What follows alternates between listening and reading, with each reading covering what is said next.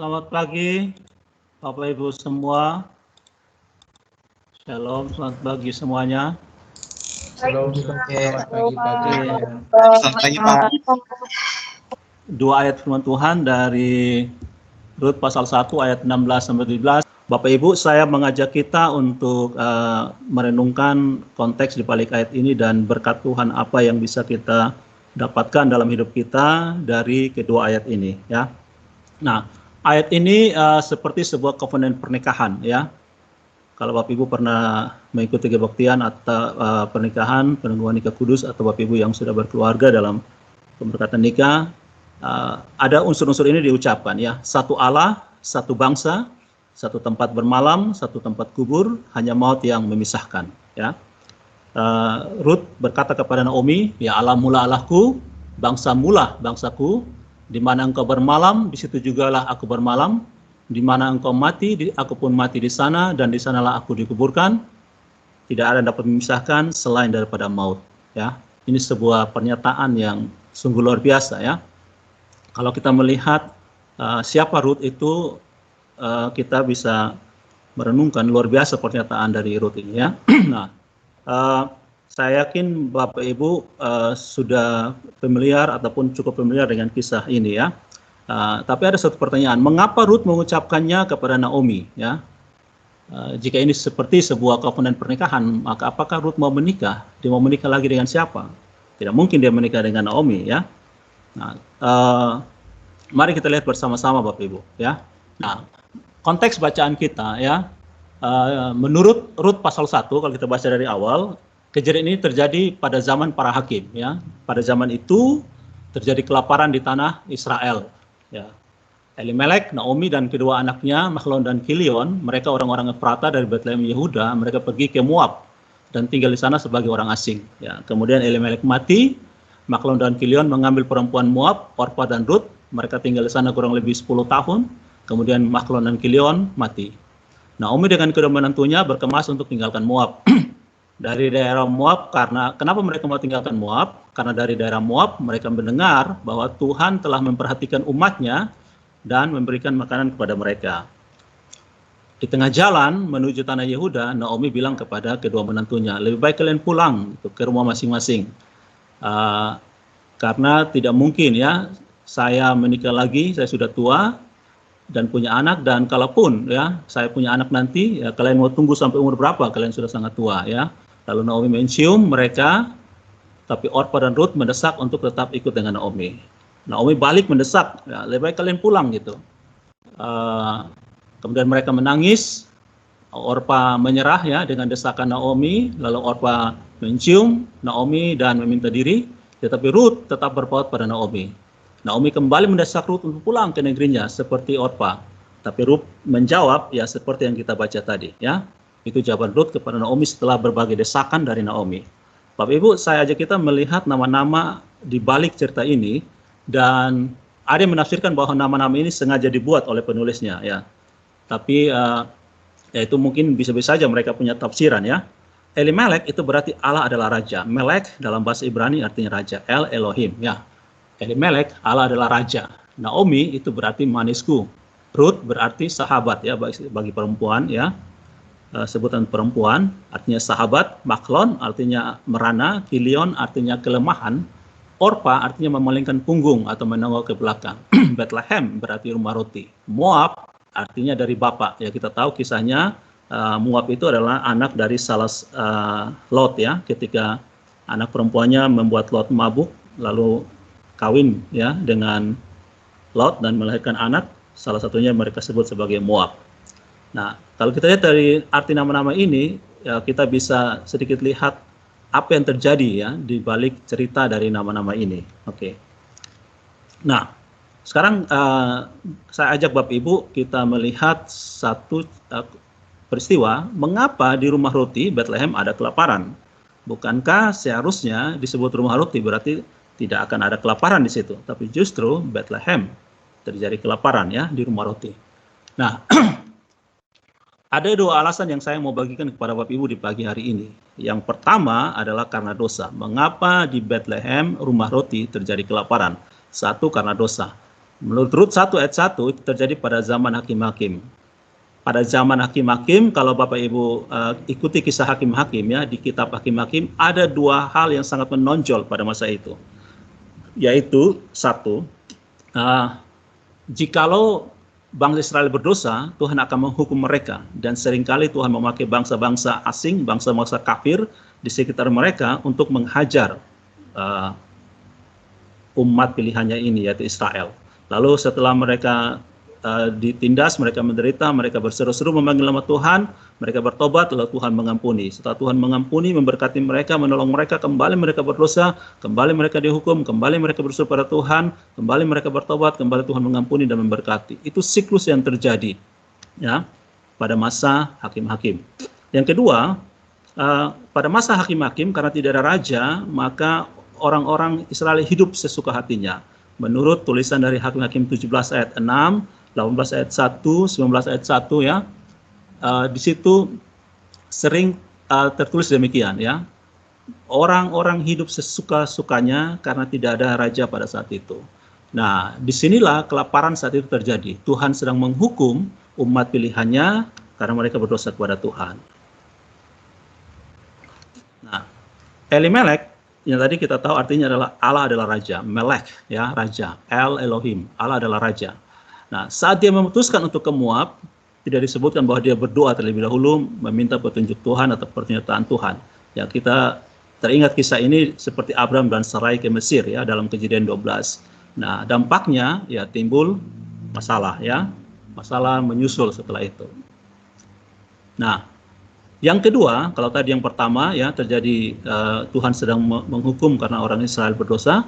Yang kedua, karena Tuhan sedang bekerja untuk melaksanakan rencananya. Apa yang sedang Tuhan kerjakan di dalam kehidupan Elimelek dan keluarganya ya? Apa yang sedang Tuhan kerjakan dalam Elimelek dan Naomi? Ada apa di balik itu ya? Nah, Tuhan sedang bekerja untuk rencananya. Nah, inilah rencana Tuhan Bapak Ibu. Tuhan Allah merencanakan bahwa Yesus harus lahir dari keturunan Rut dan Boaz. Menurut Matius 1 ayat 5-16 kita membaca silsilah Yesus Kristus ya. Boaz kemudian nanti menikah dengan Rut, melahirkan Isai, Daud dan seterusnya, dan Yesus disebut anak Daud. Tapi pertanyaannya, bagaimana agar rencana itu bisa terlaksana? Rut ada di Moab, Boaz ada di Yehuda, tidak pernah bertemu sebelumnya. Nah, inilah yang Tuhan kerjakan ya. Supaya keduanya bertemu, Tuhan Allah memberikan kelaparan di Yehuda. Bukan sekedar Tuhan Allah tidak ada kerjaan dan memberikan kelaparan, tapi untuk menghukum mereka yang berbuat dosa kepada Tuhan. Elimelek dan keluarganya kemudian pindah ke Moab.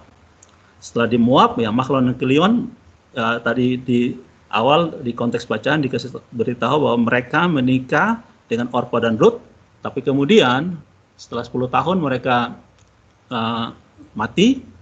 Dan setelah mereka mati, Naomi mendengar bahwa Tuhan sudah memberikan berkat, pengampunan, pemulihan, dan makanan kepada umatnya yang ada di Bethlehem. Lalu Naomi memutuskan untuk kembali ke Yehuda. Kalau kita tahu dari tadi ya, bahwa setelah Naomi berkali-kali mendesak Orpa dan Rut untuk kembali, tapi Rut tetap berpaut kepada Naomi. Nah, kemudian Bapak Ibu kalau ikuti ceritanya, Rut akhirnya bertemu dengan Boaz. Nah, rencana Allah terjadi, tergenapi, umatnya diampuni, diberkati, dan Rut bertemu dengan Boaz. Ya Bapak Ibu, mungkin Bapak Ibu punya kesaksian, punya pengalaman pribadi bahwa terkadang ya demi rencana dan kehendak Allah, terkadang Allah pertemukan kita dengan seseorang untuk mempersiapkan kita bertemu dengan orang lain. Terkadang ya Bapak Ibu dekat-dekat dengan seseorang, tapi kemudian ya, Tuhan izinkan itu terjadi untuk Bapak Ibu belajar bagaimana membangun relasi dengan orang lain. Ini bisa berlaku dalam hal mencari pasangan hidup, ini bisa berlaku dalam hal pekerjaan, pelayanan, dan sebagainya. Ya, demi rencana dan kehendaknya, terkadang Allah pertemukan kita dengan seseorang untuk mempersiapkan kita bertemu dengan orang lain. Ya, Rut bertemu dengan suaminya sebelumnya, ya, anak dari Elimelek dan Naomi, tapi kemudian pada akhirnya dia bertemu dengan Boaz, dan dari keturunan mereka lahirlah juru selamat yaitu Yesus Kristus yang disebut sebagai Yesus anak Daud. Daud bapaknya Isai bapak dan mamanya adalah Boaz dan Rut. Nah, Contoh dalam Alkitab seperti Eliezer dipakai oleh Tuhan melalui Abraham untuk mempertemukan Ribka dan Ishak, ya. Ribka bertemu dengan Eliezer, kemudian Eliezer mengantar Ribka kepada Ishak. Ya, orang Israel takut bertemu dengan Allah, Musa menjadi perantara, kemudian Musa menyampaikan apa yang Israel sampaikan kepada Tuhan Allah, dan Tuhan Allah menyampaikan kepada orang Israel melalui Musa. Kita, ya, dalam pelayanan kita sebagai pelayan-pelayan Tuhan, anak-anak bertemu dengan kita dan kita mengantar mereka kepada Kristus, dan kita semua menjadi mempelai bagi Kristus. Tuhan memakai orang-orang di sekitar kita, para pelayan Tuhan, guru-guru dan sebagainya, mempersiapkan kita menjadi mempelai bagi Kristus. Ya. Nah, di dalam Ulangan 23 ayat 3, Bapak Ibu, kita melihat tentang Rut ini, ya. Dalam Ulangan 23 ayat 3 disebutkan bahwa seorang Amon atau seorang Moab, Rut adalah keturunan Moab, janganlah masuk jemaat Tuhan, bahkan keturunannya yang ke-10 pun tidak boleh masuk jemaat Tuhan sampai selama-lamanya. Berarti mestinya menurut ayat ini, aturan ini, Rut tidak boleh menjadi bagian dari jemaat Tuhan. Tapi sepertinya ada special case, ya, ada sesuatu yang khusus bagi Rut. Rut meskipun seorang Moab, namun dia adalah seorang proselit. Apa itu proselit, Bapak Ibu, ya? Proselit itu berarti golongan orang-orang non-Yahudi yang memeluk agama Yahudi. Ya, jadi Rut adalah bagian dari ini, ya. Apa yang harus mereka lakukan kalau mereka mesti menjadi bagian dari agama Yahudi atau orang Yahudi, ya? Pertama, mereka harus disunat, itu kalau laki-laki. Tentunya perempuan tidak, karena aturan sunat itu dilakukan untuk laki-laki. Yang kedua, mereka harus dibaptis, tefilah, ya. Yang ketiga, mereka harus taat pada segala peraturan ritual yang merupakan hukum Musa. Dan kemudian baru mereka akan menjadi, ya, saudara bagi orang Yahudi, ya, secara jasmani menurut peraturan dalam Imamat 19 ayat 33, 34, Imamat 24 ayat 22 dan Galatia 5 ayat 3. Di sini menuliskan bagaimana orang-orang non-Yahudi menjadi saudara-saudara bagi orang Yahudi. Nah, pada saat itu mereka harus berganti kebangsaan sendiri. Nah, Bapak Ibu lihat dari pernyataan Rut, dia berkata, Allah mula Allahku, bangsa mula bangsaku. Ya, tentunya Rut seorang kafir, tapi dia menyatakan pernyataan, dia berpindah, ya. Dia tidak lagi menyembah dewa-dewa, ya, ilah-ilah mereka di Moab, tapi dia berkata Elohim adalah Allahnya dia, ya. Allah mula Allahku, bangsa mula bangsaku. Nah, Rut berganti kebangsaan. Dia meninggalkan ilahnya, memutuskan hanya menyembah Allah Israel, ya. Bangsa mula bangsaku dan Allah mula Allahku. Nah, Bapak Ibu, di dalam hal ini, ya, kita belajar satu hal juga, bahwa meskipun satu bangsa itu telah dikutuk oleh Tuhan, namun masih ada kemungkinan bagi orang-orang pribadi-pribadi yang sungguh-sungguh mau bertobat dan menjadi bagian dari jemaat Tuhan. Dan jika mereka benar-benar dipilih oleh Tuhan, mereka bertobat, mereka bisa menjadi bagian dari keluarga kerajaan Allah, ya, dari jemaat Tuhan. Inilah pengharapan keselamatan yang dimungkinkan bagi semua bangsa, ya. Yesus Kristus telah membayar hutang dosa dan maut. Siapa yang percaya kepadanya akan beroleh hidup yang kekal. Sekalipun kita sebelumnya, menurut kesaksian Efesus, kita sudah mati, kita terkutuk, kita orang yang pantas dihukum mati karena dosa-dosa kita, dosa nenek moyang kita, dosa kita sendiri. Tetapi Yohanes 3:16 berkata bahwa Allah sangat mengasihi dunia ini, Dia berikan anaknya yang tunggal, supaya barang siapa yang percaya kepadanya tidak binasa, melainkan beroleh hidup yang kekal. Ini sebuah pengharapan yang kekal, yang diberitakan dari zaman ke zaman, generasi ke generasi. Dan baik kita yang mendengarkan firman Tuhan ini sebuah pengharapan bagi kita untuk beroleh belas kasihan dari Tuhan Allah sendiri di dalam Yesus Kristus. Nah, pernyataan Rut pada Rut 1 ayat 16 dan 17, sebuah pernyataan covenant dan proselit, ya. Pernyataan yang beri dampak kepada hidup yang kekal, memindahkan dia dari maut kepada hidup yang kekal. Menurut Yohanes 5 ayat 24, Yesus berkata bahwa barang siapa yang mendengarkan perkataannya, dia tidak binasa, tapi dia sudah berpindah dari maut kepada hidup.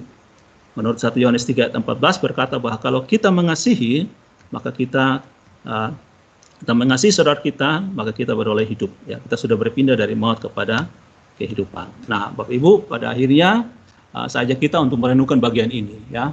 Kalau kita menghadapi kesukaran, ya, dengan usaha dan cara kita sendiri, bisa saja pada awalnya kelihatannya berhasil, gitu, karena usaha-usaha kita berusaha terlihat seolah-olah berhasil, tapi pada akhirnya akan mengalami kehancuran atau bencana yang lebih besar. Elimelek berpikir bahwa dengan mengajak Naomi, Mahlon, dan Kilion anak-anaknya pergi ke Moab dengan cara mereka sendiri meninggalkan Bethlehem rumah roti, mungkin dia terlihat awalnya tertolong bisa hidup di sana, tapi kemudian mereka binasa. Ya, mereka mati di sana kecuali Naomi ya yang kembali pulang ke Bethlehem. Apakah ini berarti bahwa kalau dalam kesukaran kita apatis ya, kita acuh tak acuh, atau berdoa saja tanpa melakukan apa-apa? Tentu saja tidak begitu ya. Kita berdoa, kita berharap kepada Tuhan, beriman kepada Tuhan, dan kita melakukan apa yang kita yakini di dalam doa itu. Ya, jadi kita berdoa, tapi kita juga sendiri berusaha menjadi jawaban dari doa itu. Banyak orang yang berdoa, tetapi berharap orang lain yang menjadi jawaban doa itu. Tapi mari kita belajar untuk kita sendiri berdoa kepada Tuhan Allah, tapi kita sendiri pun memohon kepada Tuhan Allah kita dalam Yesus Kristus, untuk kita diperkenankannya menjadi jawaban doa itu sendiri. Kalau kita ingin berdoa bagi perdamaian, biarlah kita sendiri pun menjadi pembawa damai. Ya, kiranya itu menjadi perenungan bagi kita Bapak Ibu. Dan yang kedua adalah kita mengintrospeksi diri kita. Ya, kalau ada dosa, kita bertobat kepada Tuhan. Kita memohon pimpinan Tuhan karena Ia adalah gembala kita. Yesus berkata gembala yang baik memberikan nyawanya bagi domba-dombanya. Gembala yang baik akan menuntun kepada padang rumput hijau, air yang tenang, sekalipun berjalan di lembah kekelaman, dia tetap menyertai. Gembala yang baik melindungi kita, ya. Kemudian kita berusaha sesuai dengan pimpinan Tuhan untuk tetap bagaimanapun ya harapan kita haruslah diletakkan kepada Tuhan, bukan pada usaha kita. Yesaya 40 ya ayat 19-31 itu mengingatkan kita bahwa ya, orang-orang muda yang mengandalkan kekuatan akan letih lesu, ya. Orang-orang yang mengandalkan kekuatannya akan lelah dengan sendirinya, tetapi menurut ayat 31 dari Yesaya 40 bahwa orang-orang yang menanti-nantikan Tuhan akan mendapat kekuatan baru. Ya, ia seumpama raja wali yang naik terbang dengan kekuatannya, kekuatan sayapnya, mereka berlari dan tidak menjadi lesu, mereka berjalan tidak menjadi lelah. Tetapi orang-orang yang menanti-nantikan Tuhan mendapat kekuatan baru. Mereka seumpama raja wali yang naik terbang dengan kekuatan sayapnya, mereka berlari dan tidak menjadi lesu, mereka berjalan dan tidak menjadi lelah. Bapak Ibu, ini yang bisa saya bagikan bagi kita, kiranya menjadi berkat Tuhan bagi kita, terus hidup di dalam pengharapan iman dan kasih kita kepada Tuhan Allah kita dalam Yesus Kristus, dan kiranya Dia menolong kita untuk terus merindukannya, mengasihinya selalu, dan mengenalnya. Karena mengenal Allah di dalam Kristus itulah hidup yang kekal. Saya ajak kita untuk berdoa Bapak Ibu. Mari kita berdoa. Bapa di surga, terima kasih untuk belas kasihan dan tuntunan baik kami. Terima kasih untuk penyertaan Tuhan baik kami dalam devosi ini. Kiranya nama Tuhan dipermuliakan dan kami semua ditolong oleh Tuhan untuk semakin menanti-nantikan Tuhan, merindukan Tuhan. Kiranya Roh Kudus menggerakkan hati kami untuk berdoa dan memberikan kepada kami belas kasihan, kekuatan, hikmat dan kasih karunia Tuhan untuk kami pun menjadi jawaban doa itu bersama-sama dengan saudara kami yang lainnya.